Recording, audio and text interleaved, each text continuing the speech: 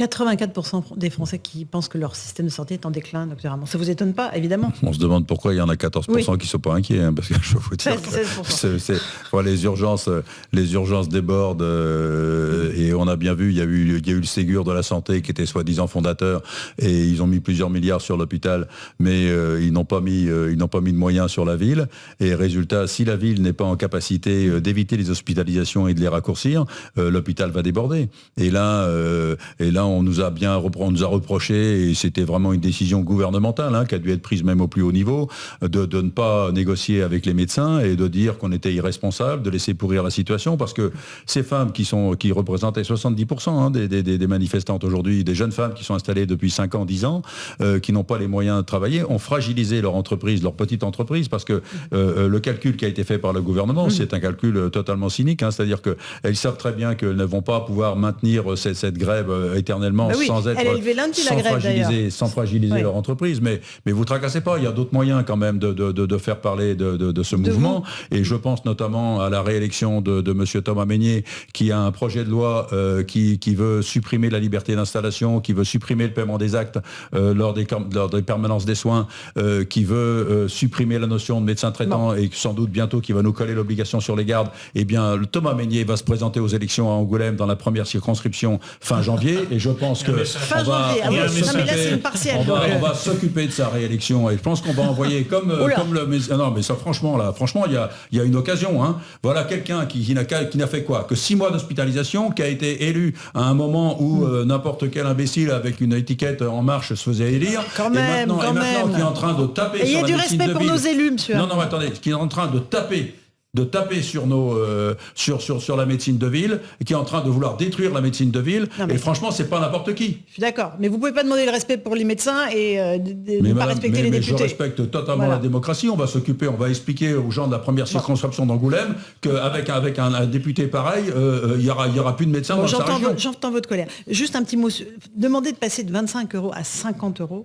Est-ce que c'est pas trop? Voilà. Non, mais je vais vous dire ce que disent les gens. On en a parlé avant que vous soyez là. On s'est dit, waouh, pour que les gens se disent, je vais payer 50 € la consultation, ça fait beaucoup. Bon, vous allez me dire, c'est rien par rapport à ce que vous faites. C'est une revendication des jeunes médecins pour demain, qui en vraiment, disons, on n'a pas les moyens. Il faut savoir qu'actuellement, le prix réel d'une consultation, c'est 25 € plus 7, 8 € de forfaits divers et variés. Ça fait que la consultation vaut actuellement 33 €. Mais actuellement, les internes qui étaient avec moi, les anciens internes qui étaient avec moi, qui sont installés depuis 10 ans, qui étaient chez moi comme internes, et une autre qui est installée depuis 5 ans, me disaient, mais Jean-Paul, on n'a pas les moyens à 25 €, avec les horaires que nous faisons maintenant, c'est-à-dire des horaires qui sont compatibles avec une vie de famille. Parce que des vieux cons comme moi, si vous voulez, qui bossaient 55 heures, 60 heures par semaine, ça n'existera plus. Oui. Parce que les jeunes médecins, ils ont quand même envie, légitimement, d'avoir une vie de famille, c'est-à-dire de prendre en charge leur enfant le mercredi ou le mercredi après-midi, de ne pas travailler le samedi après-midi, et de pouvoir aller chercher leur enfant à la sortie de l'école une fois ou deux dans la semaine. Eh bien, avec 40 heures par semaine, avec les 20% de charges administratives que vous avez, et 25 € la consultation, ces filles-là ne s'en sortent pas, ces femmes-là ne s'en sortent pas. Parce qu'il y a une grande féminisation du métier aussi, il faut le dire. Elles n'ont pas les moyens d'avoir un secrétariat. Elle me disait, celle qui est installée depuis 10 ans, me dit, Jean-Paul, si ça continue à 25 €, je vais licencier ma femme de ménage. Elle n'a pas les moyens d'avoir une secrétaire. Est-ce que vous imaginez que c'est correct de pouvoir accueillir correctement les patients sans avoir de secrétariat, avec 20-30% de charges administratives qu'on demande actuellement aux médecins généralistes? Non. Donc ça, si vous voulez, c'est un mouvement que moi je soutiens totalement, et que ces 50 €... vous les obtiendrez pas, il a dit non, le ministre. Non, mais ça paraît beaucoup. Ça paraît beaucoup vous pour les pensez Français. que récemment, à ma consultation, une jeune femme qui avait tous les signes de l'endométriose, j'ai demandé une IRM, et la mère est venue me voir avec sa fille, avec l'IRM, 3 semaines après. Elle avait consulté un ostéopathe qui lui avait monté les organes, et elle avait consulté un naturopathe qui la mettait au régime. D'accord. 60 €, 70 €. Est-ce que moi, avec 25 €, j'ai pas l'air d'un con? D'accord. Ouais. D'accord. Ouais. Donc, et j'en ai un autre qui est venu me voir pour une sciatique, qui avait consulté un magnétiseur, à qui il avait envoyé sa photo, et alors je lui ai dit, est-ce qu'il redémarre les moteurs russes, est-ce qu'il fait revenir les trémés? Et le type indigné me dit, mais docteur, c'est pas un marabout. C'est un magnétiseur. Et combien il lui a pris? 70. Donc si vous voulez, vous avez des complémentaires pour lesquels les Français payent 43 milliards dans l'année.